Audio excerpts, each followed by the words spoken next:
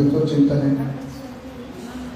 ಶೇಷಗಿರಿರಾಜ ಸಂತಕೆಲ್ಲೂರು ಅವರಿಂದ. ತದನಂತರದಲ್ಲಿ ದಾಸವಾಣಿ ಕಾರ್ಯಕ್ರಮ ಇರುತ್ತೆ. ಎಲ್ಲ ಕಾರ್ಯಕ್ರಮಗಳಲ್ಲೂ ಕೂಡ ಸಕಲರು ಭಾಗವಹಿಸಿ ಈ ಕಾರ್ಯಕ್ರಮವನ್ನು ಯಶಸ್ವಿಗೊಳಿಸಬೇಕಾಗಿ ತಮ್ಮಲ್ಲಿ ಕೇಳ್ಕೊಳ್ತಾ ಇದ್ದೀನಿ. ಶ್ರೀ ಗುರುಭ್ಯೋ ನಮಃ. ಪರಮ ಗುರುಭ್ಯೋ ನಮಃ. ಶ್ರೀಮದಾನಂದ ತೀರ್ಥ ಭಗವತ್ ಪಾದಾಚಾರ್ಯ ಗುರುಭ್ಯೋ ನಮಃ. ಐಕೋರ್ಯಾಲಯ ಪ್ರಿಯಂ ಶಿಷ್ಯಂ ಗುರುವರದೇಂದ್ರ ಪದಾಶ್ರಂ ಸದಾಸುರಾಧಿಪದವಕ್ತಾರಂ ಶ್ರೀ ಗುಪ್ಪೇರಾಯ ಗುರುಂ ಭಜೆ ಸದಾಸುರಾಧಿ ಪ್ರವಕ್ತಾರಂ ಶ್ರೀವರ್ಧೇಂದ್ರ ಪದಾಶ್ರಂ ಶ್ರೀ ಗುಪ್ಪೇರಾಯ ಭ್ರಾತರಂ ವಂದೇ ಜ್ಞಾನ ಭಕ್ತಿ ಪ್ರವರ್ತಕಂ ಶ್ರೀ ಗಜಾನನ ಸ್ತೋತ್ರ ಸುಳಾದಿ ಕರಿರಾಜ ಕಂದರ ರಜತ ಮಂದಿರ ಉರಗ ಕಟಿ ಬಂಧನ ಮೂಷಿಕ ಚಂದನ ಗಿರಿರಾಜ ಸುತ ಪಾರ್ವತಿ ಧನುರ್ಭಾವ ಕರಚ ದುಷ್ಟಯ ಕೃಷ್ಣ ಮೋದಕ ಪಾಶಾಂಕುಶ ದರ ಕುಂಕುಮಾಂಬರ ಲಂಬೋದರ ಶೂರ್ಪಕರ್ಣನೆ ಮಂಗಳಾಂಗ ಭಸ್ಮಾಂಗನ್ ದರಿಪ ಭಂಜನಗಳ ಪೂರ್ವ ದೇವತೆಗಳ ಹರಿ ವಿಶ್ವಾಭಿನವ ಪ್ರಾಣೇಶ ವಿಠಲನ ಚರಣವಾರಿಜ ಭೃಂಗ ದೀನ ದಯಾಪಾಂಗ. ಮೂರನೇ ಯುಗದಲ್ಲಿ ರುಕ್ಮಿಣಿ ದೇವಿಯಲ್ಲಿ ಚಾರುದರ್ಶನೆಂಬ ನಾಮದಲವತರಿಸಿ ಗೌರಿವರನ ವರದಿ ಕೊಬ್ಬಿದ ರಕ್ಕಸರ ಕ್ರೂರ ಕರ್ಮಿಗಳನ್ನು ಶೌರ್ಯಾಜ್ಞೆಯಿಂದ ಮಾರಿಗುಣಿಸಿ ಭೂಮಿ ಭಾರವನ್ನಿಳಿಸಿದ ತಾರಕಾರಿಯನು ಜನತದನ ಸುರಪೂಜ ಮಾನಪಿತ ಭಿನವ ಪ್ರಾಣೇಶ ವಿಠಲನ ಭೂರಿ ಕರ್ಣಗೆ ಪಾತ್ರ ಶೌರಿ ಹರಿಪುತ್ರ ಮಾಧವನ ದಯದಿಂದ ಅದಿ ಪೂಜೆಗೆ ಅರ್ಹನಾದ ದೇವನು ನೀನು ಮುರ್ಜಗದಿ ಅದೇವದನುಜ ಮನುಜರೆಲ್ಲರೂ ನಿನ್ನ ಅದಿಯಲ್ಲಿ ನಿನ್ನ ಪೂಜಿಬರು.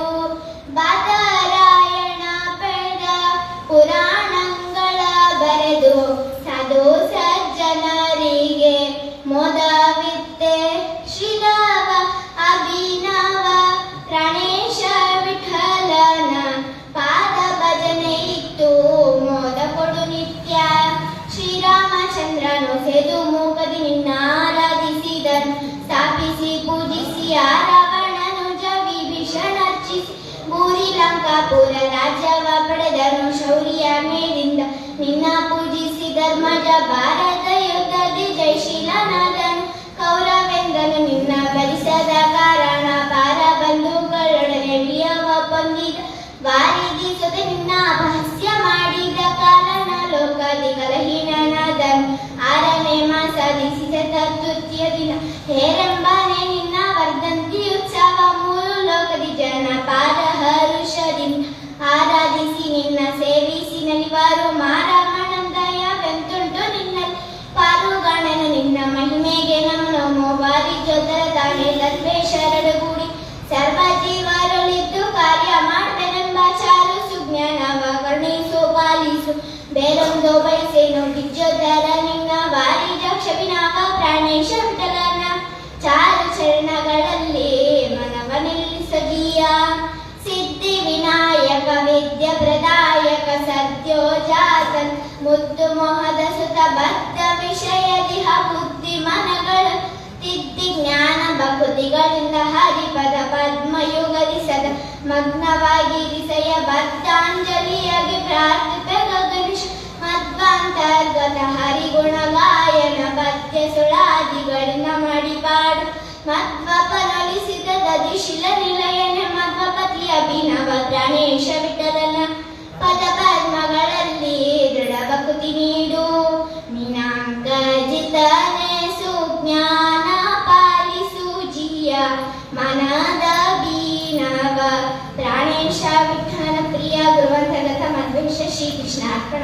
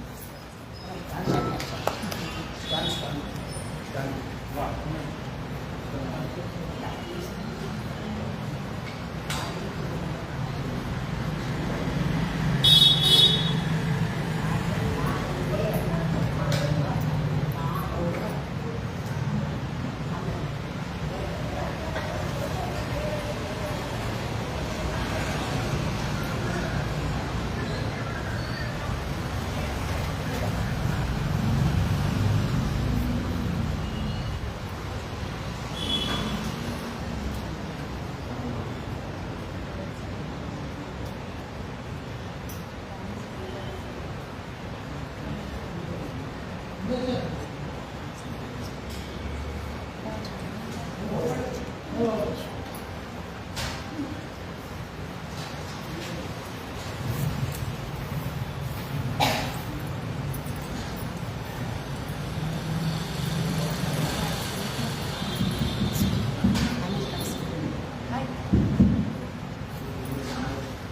ಗುರುಭ್ಯೋ ನಮಃ. ಹರಿ ಓಂ. ಶ್ರೀ ವೆಂಕಟೇಶಮತ್ಸ್ವಾಮಿ ಜ್ಞಾನಾನಂದದಯಾನಿಧೆ ಭಕ್ತವತ್ಸಲ ಭೋ ವಿಶ್ವಕುಟುಂಬೆ ಅಧುನಾ ಅವಮ ಬಲವಿಜ್ಞಾನರೂಪಾಯ ಜೀವೋತ್ತಮಾಯ ವಾಯವೆ ಸಂತೀಕರಪುರವಾಸನಯ ಪ್ರಸನ್ನಮಾರುತಿಂ ಭಜೆ. ದುರ್ವಾದಿದ್ವಾಂಧರವೈ ವೈಷ್ಣವೇಂದ್ಯವರಿಂದವೇ ಶ್ರೀರಾಘವೇಂದ್ರ ಗುರುವೇ ನಮ್ಮ ಅತ್ಯಂತ ದಯಾಳವೇ. ವಾದೇ ವಿಜಯಶೀಲಾಯ ವರದಾಯ ವರಾರ್ಥಿನ ವಧಾನ್ಯಜನಸಿಂಹಾಯ ವರದೇಂದ್ರಾಯ ತೇ ನಮಃ. ದಾಸೀಕೃತ ಶೇಷರಜನಂ ದಾಸವರ್ಯಾಂಗ್ರಿಮಾನಸಂ ವಶೀಕೃತ ಗುರುಂ ವಂದೇ ವಾಮನ ಸ್ವಾಮಿ ಶರಣಂ. ವರದೇಂದ್ರ ಪದಾಂಭೋಜ ಸದಾ ಮಾನಸಪೂಜಕಂ ಗುರುಜಗನ್ನಾಥದಾಸಾರ್ಯ ಪ್ರಿಯಂ ಶಾಂತಂ ವರದೇಶಾರ್ಯ ಗುರು ಭಜೆ. ವೆಂಕಟೇಶ ಕೃಪಾಪಾತ್ರ ಮೌನ ಧ್ಯಾನ ರಥಂ ಸದಾ ವೆಂಕಟದಾಸಾರ್ಯಂ ವಂದೇ ಕೆಲವು ರೇಷ ಸೇವಕಂ. ಶ್ರೀ ಗುರುಭ್ಯೋ ನಮಃ. ಹರಿ ಓಂ. ಗುರುಗಳ ದಯದಿಂದ ಅಧಿಕ ಮಾಸದ ಮಹತ್ವವನ್ನು ತೀರಾ ಸಂಕ್ಷಿಪ್ತವಾಗಿ ಹೇಳಬೇಕಾಗಿ ಈ ಅವಧಿಯನ್ನು ಪ್ರಾರಂಭ ಮಾಡ್ತೇನೆ.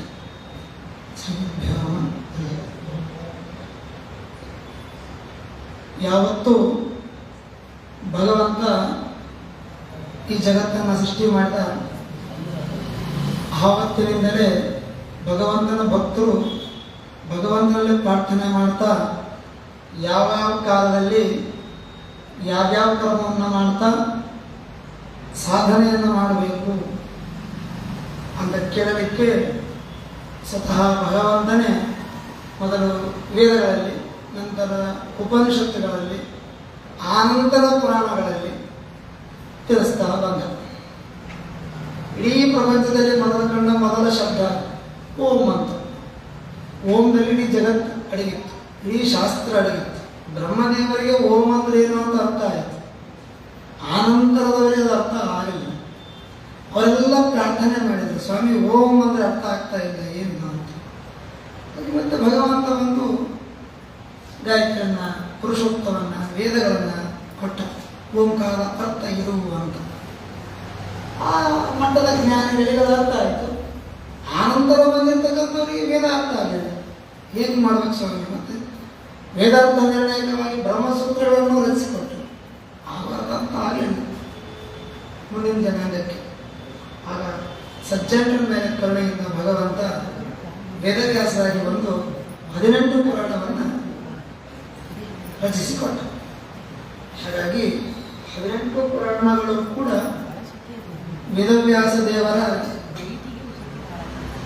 ಈ ಕೈಯಿಂದ ರಚನೆ ಆದ್ದರಿಂದ ಅವೆಲ್ಲ ಶ್ರೇಷ್ಠ ಸದಾಗಮಗಳು. ವೇದಗಳು, ಉಪನಿಷತ್ತುಗಳು, ವೇದಾಂಗಗಳು, ಬ್ರಹ್ಮಸೂತ್ರ, ಪುರಾಣ ಇವೇನವೆ ಇವೆಲ್ಲವೂ ಸದಾಗಮ. ಇವಕ್ಕೆ ಸಂಬಂಧಪಟ್ಟಂಥವು ಇನ್ನೇನೇ ನಾವು ಇವು ಪರವಾಗಿ ಇನ್ನೇನು ರಚನೆ ಆಗಿವೆ ಅದು ಏನೇ ಇಲ್ಲ, ಅವೆಲ್ಲವೂ ಸದಾಗಮ. ಇಂಥ ಸದಾಗಮಗಳಿಂದ ನಾವು ಭಗವಂತನನ್ನು ಅರ್ಥ ಮಾಡ್ಕೋಬೇಕು.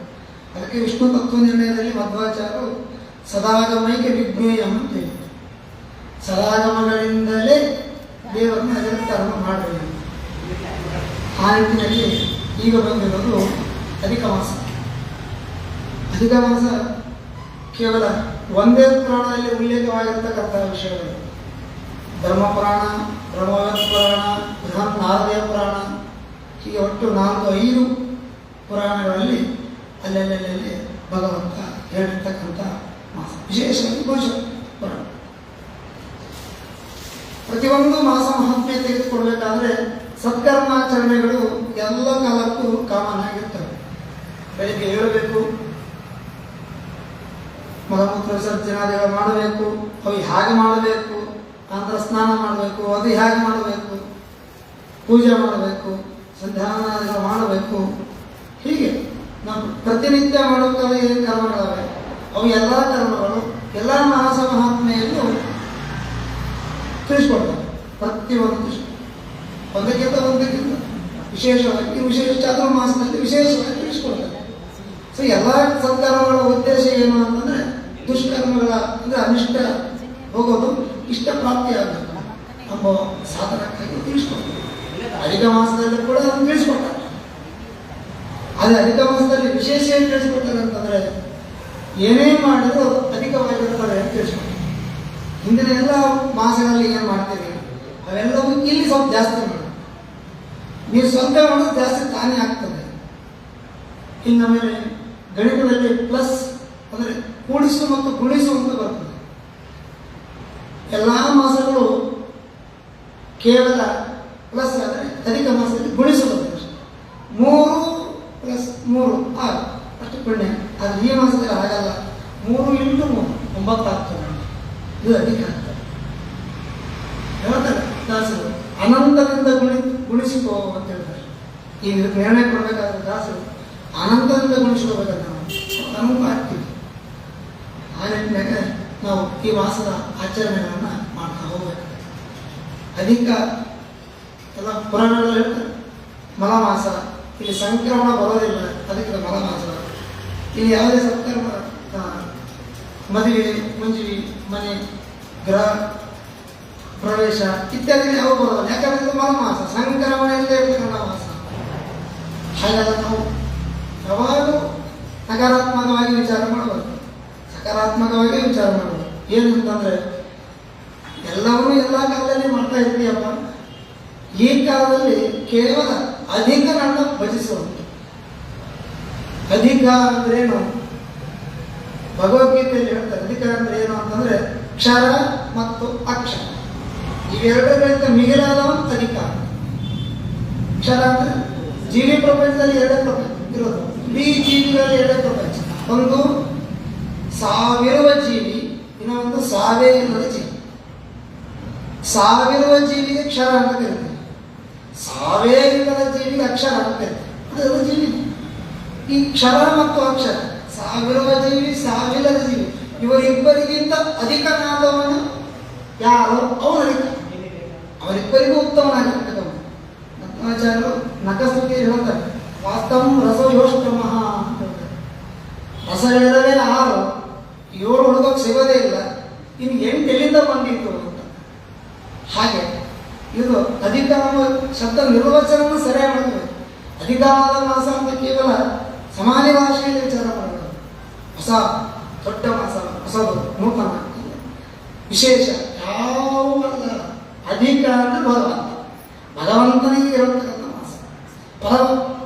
ಭಗವಂತ ಕೃಷ್ಣ, ಭಗವಂತನಾಗಿರ್ತಕ್ಕಂಥ ಕೃಷ್ಣ ತಾನು ಅಧಿಕ ಅಂತ ಹೇಳ್ಕೊಂಡಿದ್ದು ಪುರುಷೋತ್ತಮ ಎಂಬ ಹೆಸರಿನಿಂದ, ಕ್ಷರಾಕ್ಷರಗಳಿಂದ 15ನೇ ಅಧ್ಯಾಯದ 18ನೇ ಶ್ಲೋಕದಲ್ಲಿ ನಾವು ಹೇಳ್ತಿದ್ದೇವ, ಅಕ್ಷರಗಳಿಂದ ಉತ್ತಮನಾದ್ದರಿಂದ ನನ್ನನ್ನು ಪುರುಷೋತ್ತಮ ಅಂತ ಕರೀತಾರೆ ಅಂತ ಹೇಳಿದ್ದಾರೆ. ಹಂಗಾಗಿ ಅಧಿಕ ಅಂದ್ರೆ ಪುರುಷೋತ್ತಮ, ಈ ಮಾಸದ ಅಧಿಪತಿಯು ಪುರುಷೋತ್ತಮ. ಹೀಗಾಗಿ ನೇರವಾಗಿ ಅಧಿಕ ಅಂದ್ರೆ ಭಗವಂತನೇ ಅಂತ ತಿಳ್ಕೋಬೇಕು. ಅಲ್ಲಿಂದ ನಮ್ಮ ಶ್ರವಣ ಆರಂಭ ಆಗಬೇಕು. ಕೇವಲ ಅಧಿಕ ಹೇಳ್ತಾರೆ, ನಾವು ಯಾರೋ ಬಂದ ತಕ್ಷಣ ದೊಡ್ಡದಪ್ಪ ಅಂದ ತಕ್ಷಣ ದೊಡ್ಡದಾಗೋದಿಲ್ಲ. ಅವ್ರು ದೊಡ್ಡವರು ಹೇಗೆ ಪ್ರಶ್ನೆ ಹಾಕೋಬೇಕು. ಭಗವಂತ ಸರ್ವೋತ್ತಮ ಹೇಗೆ? ನಾವು ಸಿದ್ಧಾಂತ ಸ್ಥಾಪನೆ ಮಾಡಬೇಕಾಗಿಲ್ಲ, ಸಿದ್ಧಾಂತ ಎಲ್ಲ ಸ್ಥಾಪನೆ ಆಗಿಲ್ಲ. ಆದರೆ ಹೇಗೆ ಎಂಬುದನ್ನು ತಿಳ್ಕೊಳ್ಳೋ ಸಲುವಾಗಿ ನಮಗೆ ಈ 30 ದಿನಗಳ ಕಾಲ ಗಡುವು. ಅಧಿಕ ಹಬ್ಬ ಮುಂದೆ 6 ಗಂಟೆ ಆರಂಭ ಆಗಿರುತ್ತೆ. ಅಧಿಕ ಮಾಸ, ಅಧಿಕ ಹಬ್ಬ, ಅಧಿಕ ಬಂದ ಅವನ ಅಧಿಕ ಹೇಗೆ ಅಂತ ತಿಳ್ಕೊಂಡು 30 ದಿವಸ. ಹಾಗಾಗಿ 33 ಭಗವದ್ ರೂಪಗಳನ್ನು ಕೊಡ್ತಾರೆ. ಆ 33 ಭಗವದ್ ರೂಪಗಳು ಕೂಡ ಕೇವಲ ಅರ್ಚನೆಗಾಗಿ ಇಲ್ಲ. ಆ 33 ಗುಣಗಳಿಂದ ಭಗವಂತ ಸರ್ವೋತ್ತಮ ಅಂತ ತಾರ್ಕಿಕವಾಗಿ ನಿರ್ಣಯ ಮಾಡೋದು. ಅದು ಸಲುವಾಗಿ ಆ ರೂಪಗಳನ್ನು ಕೊಟ್ಟದ್ದು. ಈಗ ಬೆಳಿಗ್ಗೆ ಹೇಳುವಾಗ ನಾರಾಯಣ ಅಂತೀವಿ, ಅನ್ಬೇಕಂತ ಹೇಳ್ತಾರೆ ಪಂಚರತ್ನ ಆಗಮ. ಬೆಳಿಗ್ಗೆ ಹೇಳುವಾಗ ನಾರಾಯಣ ಅಂತ ಹಾಕಬೇಕು. ಮಾಧವನ ಬರೋದು ಪ್ರಶ್ನೆ ಆಗಬಾರ್ದು, ಗೋವಿಂದ ಅನ್ಬಾರ್ದು, ನಾರಾಯಣ ಅಂತಾನೆ ಯಾಕೆ ಅನ್ಬೇಕು? ಸೃಷ್ಟಿಯ ಆರಂಭದ ಕಾಲದಲ್ಲಿ ಜಗತ್ತನ್ನು ಸೃಷ್ಟಿಸಲ್ಪಡುವುದು ನಾರಾಯಣ ರೂಪದಿಂದ. ಎತ್ತಿಯಲ್ಲ ಅಂದ್ರೆ ನೀವೇನಾದ್ರೆ ಮಕ್ಕಳ ಇವತ್ತು ಜೀವಂತ ಎತ್ತಿ ಅಂದ್ರೆ ಇದು ಹೊಸ ಸೃಷ್ಟಿ ಅಂತಿದೆ. ಸೊ ಸೃಷ್ಟಿಗೆ ಕಾರಣವಾಗಿದ್ದ ನಾರಾಯಣಪ್ಪ, ನೀನು ಇವತ್ತು ಮತ್ತೆ ಸೃಷ್ಟಿಯಾಗಿದ್ದು ಸೃಷ್ಟಿಯಾಗಿ ಮತ್ತೆ ಎದ್ದಿದ್ದಿ, ಅದಕ್ಕೆ ನಾರಾಯಣ ಅಂತ ಅರ್ಥ. ಮಕ್ಕಬೇಕಾದ್ರೆ ಪದ್ಮನಾಭ ಅಂತ ನೆನಬೇಕು ಅಂತೇಳಿ ಶಾಸ್ತ್ರ. ಯಾಕೆ ಇನ್ನೊಂದು ಅನ್ಬೋದಾಗಿತ್ತು, ಮಧುಸೂದನ ಅನ್ಬೋದಾಗಿತ್ತು, ವಿಷ್ಣು ಅನ್ಬೋದಾಗಿತ್ತು. ಪದ್ಮನಾಭ ಅಂದ್ರೆ ಯಾಕೆ ಹೇಳಿದ್ರು? ಆತ್ಮಸೃಷ್ಟಿ ಆದ್ಮೇಲೆ ಭಗವಂತ ಪದ್ಮನಾಭನಾಗಿ ಮಲ್ಕೋತಾನೆ. ಅಂದ್ರೆ ಒಂದು ಕೆಲಸ ಮುಗೀತು, ನಮ್ಮ ಮಕ್ಕಳಿಗೆ ಇವತ್ತು ಕೆಲಸ ಮುಗಿತಪ್ಪ ಅಂತ ಮಲ್ಕೊಂಡಿರ್ತೀವಲ್ಲ, ಆತ್ಮಸೃಷ್ಟಿ ಮುಗಿತಪ್ಪ ಅಂತ ಪದ್ಮನಾಭ ಮಾಡ್ಕೊಂಡಿದ್ದು. ಹಾಗಾಗಿ ಮಲ್ಕೋಬೇಕಾದ್ರೆ ಪದ್ಮನಾಭ ಸುಮ್ಮನೆ ಅದನ್ನ ಆಗಿದೆ. ಹಾಗಾಗಿ 33 ರೂಪಗಳು ಭಗವಂತನ 33 ಏನಾವೆ ಆ ಒಟ್ಟು ಮೊದಲು ವಿಷ್ಣುವಿಂದ ಆರಂಭ ಆಗ್ತದೆ. ವಿಷ್ಣುವಿಂದ ಆರಂಭ ಆಗಿ ಶ್ರೀಪತಿತನ ಆ ನಾಮಗಳು ಮುಗಿತವೆ 33. ಅದನ್ನೆಷ್ಟು ಲಕ್ಷಣ ಅದೇ ಹತ್ತು ವಿಷಯ ಏನಂತ ಫಸ್ಟ್ 8 ರೂಪಗಳು ಅಷ್ಟವಸುಗಳಿಗೆ ಸಂಬಂಧಪಡುತ್ತದೆ. ಅಂದ್ರೆ ಅಷ್ಟವಸುಗಳ ಕಾರ್ಯವನ್ನು ತಿಳ್ಕೋಬೇಕು. ಅಷ್ಟವಸುಗಳ ಕಾರ್ಯವನ್ನು ತಿಳ್ಕೊಳ್ತಾ ಭಗವದ್ ರೂಪ ಏನು ಹೇಳ್ತಾವ ಅಂತ ತಿಳ್ಕೋಬೇಕು. ವಿಷ್ಣು ಅಂದ್ರೆ ಏನು ಫಸ್ಟ್ ಪ್ರಶ್ನೆ. 33 ನಾವೇ ಮಾಡ್ತೀವಿ, ಅತಿರಸ ತಗೋತೀವಿ.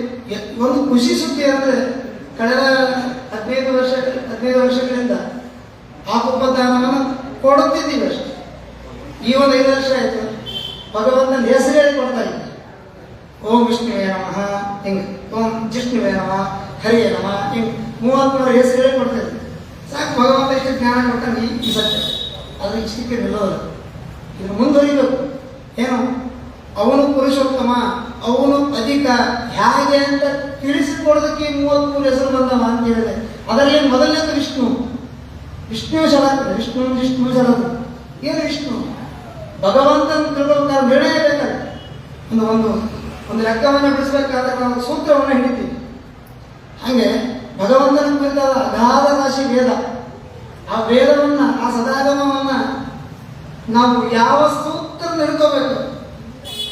ಬ್ರಹ್ಮಸೂತ್ರ ಹಿಡ್ಕೋಬೇಕು. ಅಂದ್ರೆ ಬ್ರಹ್ಮಸೂತ್ರ ನಿರ್ಣಯ ದ್ವಾರ ಆಗಿರ್ತಕ್ಕಂಥ ವಿಷಯಗಳು ಮಾತ್ರ ಸತ್ ಪ್ರಮಾಣ. ನಮಗೆ ಬ್ರಹ್ಮಸೂತ್ರದಲ್ಲಿ ವಿರೋಧ ಬರಬಾರದು. ಹಾಗಾಗಿ ವಿಷ್ಣು ಎಂಬ ಶಬ್ದದಿಂದ ಬ್ರಹ್ಮಸೂತ್ರವನ್ನು ಹೇಳ್ತಾರೆ. ಹೇಗೆ ಹೇಳ್ತಾರೆ? ವಿ ಶ ನ ಯ ರ ಲ ಶ ಐ ಹಿಂಗ್ ಯ ರ ಲ ವ ವಿಷ್ಣು ವ 4 ಶ ವಿಷ್ಣು ಶ ಎಷ್ಟಾಗ್ತದೆ? ಯ ರ ಲ ವ ಶ ಶ 6.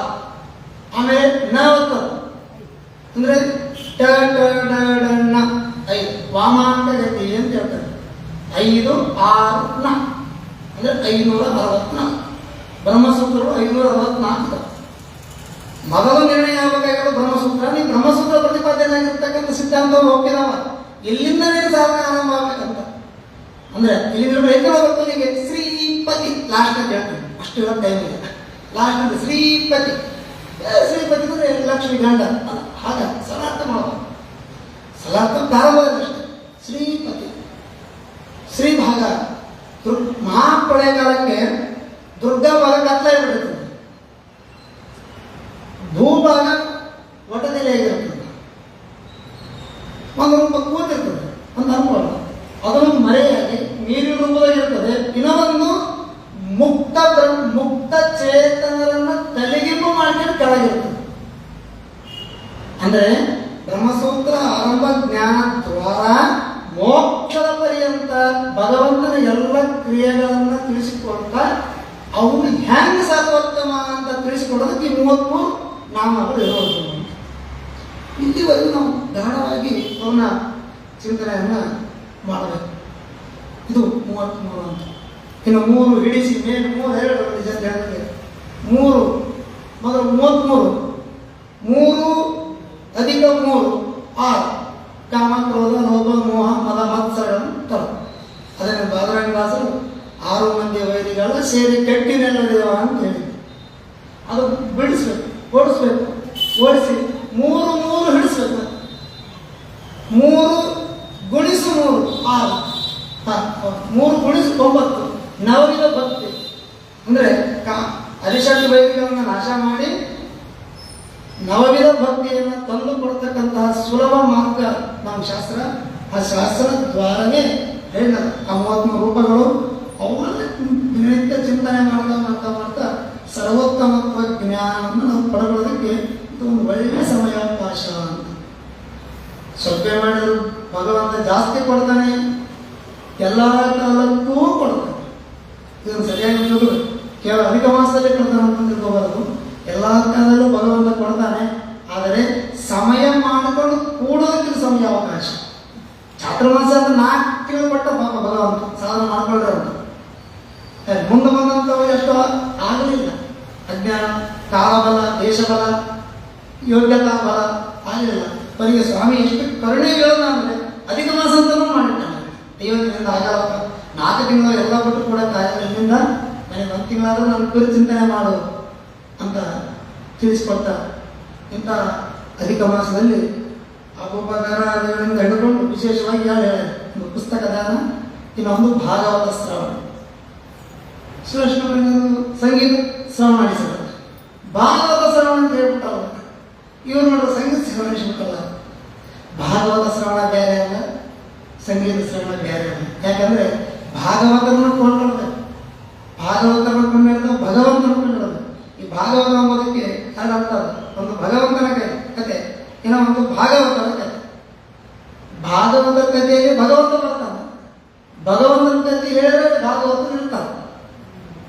ಇವರಿಬ್ಬರನ್ನು ಕೊಂಡೊಳ ಕೆಲಸ ಈಗ ಇವರು ಎರಡು ಭಗವಂತ ಸ್ಮರಣೆ, ಭಾಗವತನ ಸ್ಮರಣೆ ಎರಡು.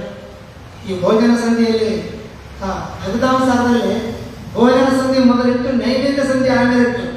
ಯಾಕೆ ನೀವು ಗೊತ್ತಿರಬೇಕು, ನೈವೇದ್ಯ ಸಂಧಿಯಲ್ಲಿ ಭೋಜನ ಬರೋದಿಲ್ಲ, ಆದರೆ ಭೋಜನ ಸಂಧಿಯಾಗ ನೈವೇದ್ಯ ಬರ್ತದೆ. ಊಟ ಕೂತ ತಕ್ಷಣ ಮೊದಲು ನಾವು 5 ಸಲ ಸ್ವಾಗತ ಹಾಕ್ತೀವಿ. ಭೋಜನ ಸಂಧಿಯಲ್ಲಿ ನೈವೇದ್ಯ. ಹಾಗೆ ನೈವೇದ್ಯ ಅಂದರೆ ಅದು ಭಾಗವತ, ಅದು ಬಹಳ ದೊಡ್ಡದು, ಬಹಳ ದೂರ. ಆ ಭಾಗವತವನ್ನು ಶುಕಮುನಿ ಆದಿಗಳನ್ನು ಹಿಡ್ಕೊಂಡು ಈಗಿನ ಜ್ಞಾನಿಗಳ ತನಕ ಕರಿತಾ ಇದ್ದು ಹೇಳೋದು. ಆದರೆ ಆ ಭಾಗವತದ ಸಾರನ್ನೇನು ಹೇಳ್ತೀವಿ. ಭಾಗವತ ಸಾರ ಯಾವುದು? ಹರಿದಾಸರು ರಚಿಸಿರುವ ಎಲ್ಲ ರಚನೆಗಳು ಭಾಗವತದ ಸಾರ. ಆ ಸಾರಗಳು ಇವತ್ತು ಸಂಗೀತ ದ್ವಾರ ಹೋಗ್ತಾರೆ. ಆ ಶ್ರವಣ ಮಾಡ್ತೀವಲ್ಲ, ಅದು ಭಾಗವತವೇ. ಸುಧಾಮ ಚರಿತ್ರೆಯನ್ನು ಬರೆದ ನಂತರ ಪುರಂದಾಸರು ಕೊನೆಯೊಂದು ಮಾತು ಹೇಳಿದರು, ಇದು ಭಾಗವತವೆನ್ನಿ, ಇದು ಭಾಗವತವೆನ್ನಿ ಅಂತ.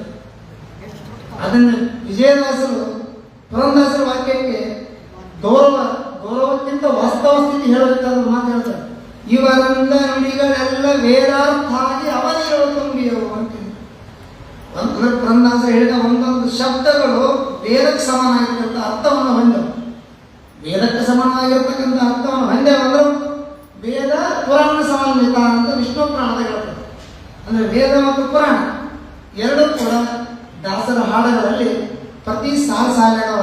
ನಾವು ಒಂದು ಹಾಡು ಶ್ರವಣ ಮಾಡಿದರೂ ಭಾಗವತ ವೇದವನ್ನು ಶ್ರವಣ ಮಾಡಿರ್ತಕ್ಕಂಥ ಪುಣ್ಯ ಬರ್ತದೆ. ಅವರೆಲ್ಲೋ ಅದೇ ಯಾವಾಗಲೂ ನಾವು ದಾಸರನ್ನ ಬಹಳ ಮೆಚ್ಚ ವ್ಯಾಸರಿಂದ ದಾಸರನ್ನ ಬಹಳ ಹೊಗಳಬೇಕು. ಯಾಕಂದ್ರೆ ಭಾಗವತದಲ್ಲಿ ಏನಿದೆ ಅಂತ ಅನಕ್ರಮಣಿಕ ಹಾಕ್ಬೋದು, ಅಥವಾ ಅನಕ್ರಮಣಿಕ ಪೂರ್ತಿ ಬರೋದು, ಪರಿವಿಡಿ ಪೂರ್ತಿ ಬರೋದು. ನಾವು ಪ್ರಶ್ನೋತ್ತರ ಕೇಳ್ತಾರ ನಾವೇ ಒಂದು ಪೂರ್ತಿ ಪರಿವಿಡಿ ಹಾಕೊಂಡು ಇದು ಯಾವ ಪುರಾಣ ಅಂತ ಒಬ್ಬ ವಿದ್ಯಾರ್ಥಿಯನ್ನು ಕೇಳಿದರೆ ಇದಕ್ಕಿಂತ ಪುರಾಣ ಅಂತ ಹೇಳ್ತಾನೆ. ಪರಿವಿಡಿ ಹಾಕಿದರೆ ದಾಸರ ಹಾಡಿನ ಪರಿವಿಡಿ ಹಾಕಕ್ಕೆ ಬರೋದು. ಒಂದೇ ಒಂದು ದಾಸರ ಹಾಡಲ್ಲಿ 4 ವೇದದ, 17 ಪುರಾಣದ, 108 ಉಪನಿಷತ್ತದ, 564 ಬ್ರಹ್ಮಸೂತ್ರ ಹೇಳಿದೆ. ಒಂದು ದಾಸರ ಪದದಲ್ಲಿ ನೀನು ಒಂದು ಭಾಗವತ ಪುರಾಣ ಓದಿದ್ರೆ ಭಾಗವತ ಪುರಾಣ ಓದಿದ್ರೆ ಅಷ್ಟೇ. ಆದರೆ ಇದರಲ್ಲಿ ಹಾಗಿಲ್ಲ. ಒಂದು ಹಾಡು ತಗೊಂಡು ಸಾಕು ದಾಸರು, ಅದೇನೆ ತಿಳಿಬೇಕಷ್ಟೇ. ಅದೇನೆ ಇಳಿಯೋದು ಮುಂದೆ ಮೊದಲು ಶ್ರವಣ ಮಾಡಿದ್ರು ಕೂಡ ಅಷ್ಟು ಸಮಾಗಮಗಳ ಶ್ರವಣ ಮಾಡಿದ ಕೀರ್ತಿ ಅಥವಾ ಪುಣ್ಯವನ್ನು ಭಗವಂತನನ್ನು ತಂದುಕೊಡ್ತಾನೆ. ಇನ್ನು ಅಧಿಕಸ್ಯ ಅಧಿಕ ತಂದಾಗ 100 ಹಾಡಿಗೆ ಒಂದು ಸುಳಗೆ ಸಮ ಅಂತ ಹೇಳಿ ಸಮಾನ ಮಾಡ್ತಾರೆ. 100 ಸುಳಗೆ ಉಗಭೋಗ ಸಮ ಅಂತ ಹೇಳ್ತಾರೆ. ಈಗ ಅಧಿಕ ಮಾಸಕ್ಕೆ ಏನು ಮಾಡಬೇಕು? 100 ಹಾಡಿಗೆ ಒಂದು ಸುಳಗೆ ಸಮ, ಮಿಕ್ಕಿದ ಮಾಸದಾಗ. ಈಗ ಇಲ್ಲಿ ಒಂದು ಹಾಡಿಗೆ ಎಷ್ಟು ಹಾಡು ಸಮ ಅಂತ ಮೊದಲೇಕಾಗ್ತದೆ. ಯಾಕೆ ಅಧಿಕ ಅಂತ ಸ್ವಾಮಿ ಹೇಳ್ಬಿಡ್ತಾರೆ. ಎಷ್ಟು ಅಧಿಕ ಅಂತ ಹೇಳಿ ಅಧಿಕ ಅಂತ ಹೇಳ್ತಾರೆ ಅಷ್ಟೇ. ಹಾಗಾಗಿ ಒಂದು ಭಗವಂತನ ದಾಸರ ಒಂದು ಪದಾರ್ಥಾನ ಚಿಂತನೆ ಇತ್ಯಾದಿಗಳು ನಮಗೆ ತತ್ವಜ್ಞಾನ ದ್ವಾರ ಭಗವಂತನ ಕಾಣಿಸ್ಕೊಳ್ತವೆ. ಹಾಗಾಗಿ ಅಧಿಕ ಮಾಸವನ್ನು ಸಾರ್ಥಕ ಮಾಡಿಕೊಳ್ಳೋಣ ಅಂತ ಹೇಳ್ತಾರೆ. ಇನ್ನು ಎರಡನೇದು ಗುರುರಾಜರ ಭವ್ಯ ಸ್ವರೂಪ ಅಂತ ಒಂದು ಪುಸ್ತಕ ಇದೆ. 100 ವರ್ಷಗಳ ತಪಸ್ಸಿನ ಪುಸ್ತಕ, ಸಾಮಾನ್ಯ ಪುಸ್ತಕ.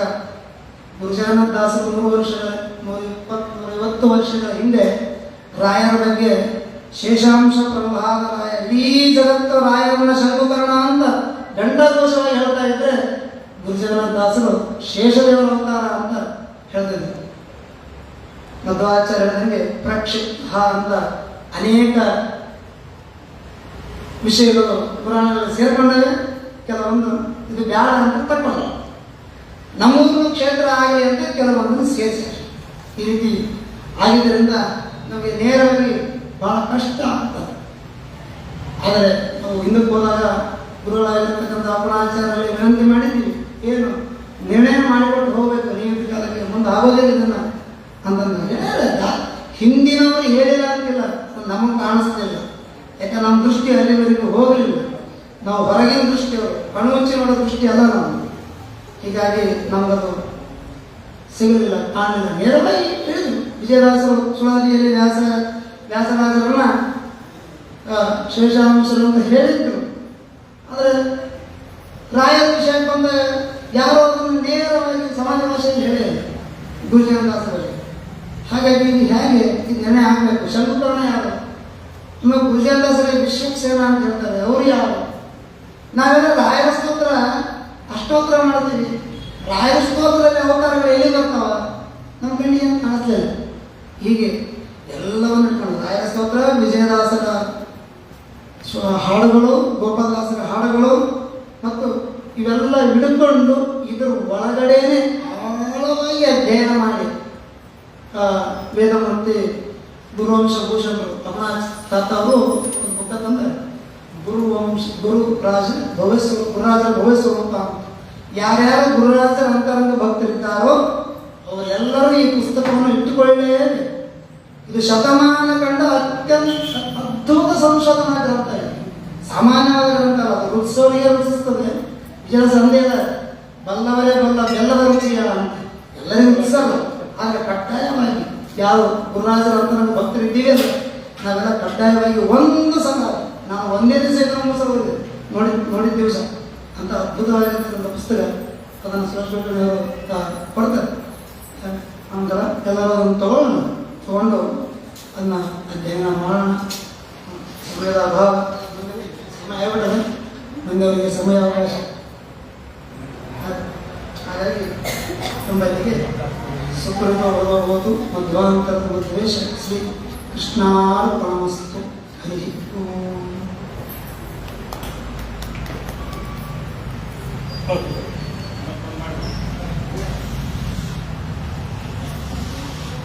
ಮೂರು ಮೈಕ್ ಕೊಡ.